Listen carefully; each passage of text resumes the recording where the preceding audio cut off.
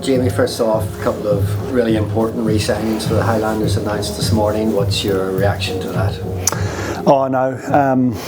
Well, it's a vote of confidence for us coaches, as well as the club, that players kind of trust our process around, developing them into great rugby players. So that's a big plus. And, a player like Fabian, for example, who's only very young, massive future ahead of him. It's reassuring, yeah, for sure. There's been a lot of resilience evidence in the last two performances. The results haven't gone your way. What's the mood in the group? The mood is positive.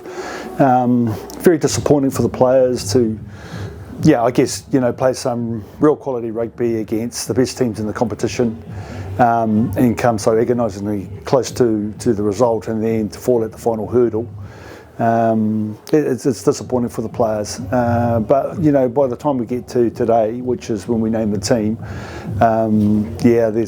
there's always been a real spring in their step. So they're young men; they'll bounce back, and again this weekend when we play the Chiefs at home, it's another big game for us. Well, what does that told you about the nature of the group the last two performances? Because people might have expected the Highlanders to fall off a little bit towards the end of the season, but the opposite's been true.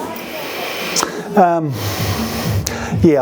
not too sure. I think what we discuss as a team is what's really important and what purpose does year one play. Young team, we talk about that. New captains, we've talked about that. And I guess we're building, and it's not going to be all go our way all the time. The disappointing thing is that we've put ourselves in really good winning positions and then fallen a little bit short. And so those are hard lessons for the team, but something that we'll take forward in the future for sure. Looking ahead to Friday's game, Cameron Miller at 10. What was the thinking behind that decision? Well, Tane's got an injury. He wasn't 100% after half time. But what he has got is an infected foot, and he can hardly walk. So Cam gets a start. He'll want to make amends for some past performances. He's a good young rugby player. He'll grow with confidence, and the way to get confidence is by playing big games of footy. So it's a big game of rugby for him. Then it's nice to bring Sam Gilbert off the bench, who's a really experienced player. Plays his last game for the Highlanders. So really, really nice sort of a gesture for him to be able to finish well. What's the latest on Caleb Tangitau's injury? It was a groin, which we all know can be tricky. Yeah, it's the year of the groin. We've got 3 key players that are out with groins. Caleb has just completed an operation on that injury, so we've tried to get it right through physiotherapy and rehabilitation. It hasn't worked, so he's had a surgery. He's a player for the future for sure. You saw how much potential he showed in his first year of a Super Rugby player. Can't wait to get him back. Mitchell Dunshire was late scratching last week, so just checking up where he's at. Yeah, he's had a neck operation in the past. He got a bang on that last week. He's got some tingling down his arms, which is not a good sign, and that's still there. So, player welfare comes first. Experience, tough bugger, but it's most important that he gets his body right, especially when it comes to spinal injuries. I guess you were a little light on locks at the beginning of the season. You've done quite well when you reflect on it, Jamie. They build up. Yeah, well, it's good when you get a player like Fabian who consistently has played pretty much every minute of every game and played well. And as the forward of the year, as a defender of the year, his stats aren't just internal. They are, comparable to the best players in the competition in his position. So really, really good to have that. Until recently, Mitch was another consistent rugby player, but been really impressed with Ty Cribb, who's just come from a wider training group from Hamilton as a replacement player. He went into a big game last week and did really well, so he's got a big future ahead of him.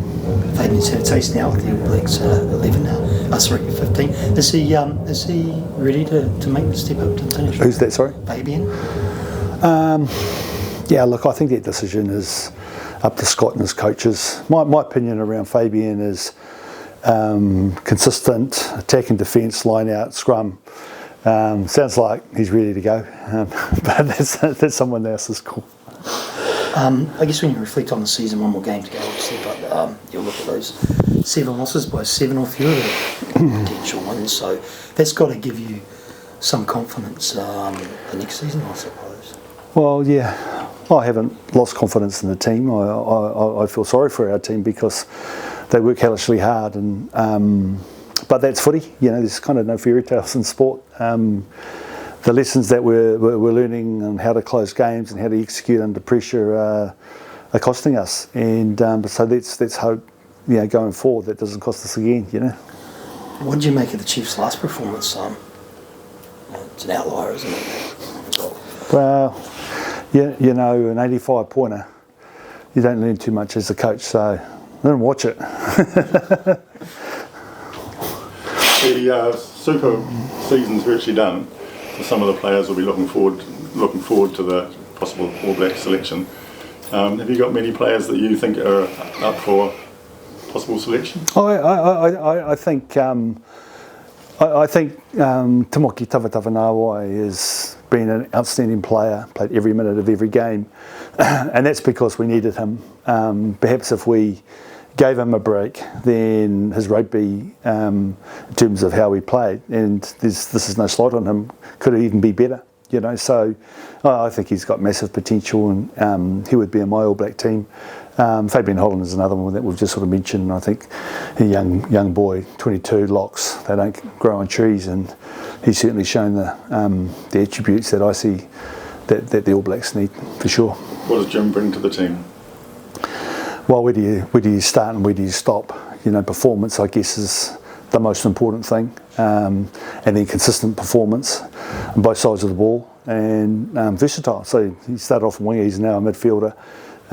He could probably play loose forward if we asked him to, and he would. You know, So in a really tough competition at the All Blacks at international level, having a little bit of experience, I think he would excel. You know, with better players around him. There's a few props putting their hands up this year. Do you think Ethan's still got what it takes to be in the mix? I think Ethan, in my view, in the last sort of 5 or 6 games, has been the standout Lucia prop in New Zealand. I noticed today he seems to be speaking up more at the gatherings. Is he sort of taking a bit more of a leadership role? Well, he's our co-captain now that Hugh is injured and unavailable because of his injury. Like a true leader, stands up when the team really needs him. He's been that experience comes through. Sorry. Right. Yeah, no, that experience comes through in space, man. That's all from me.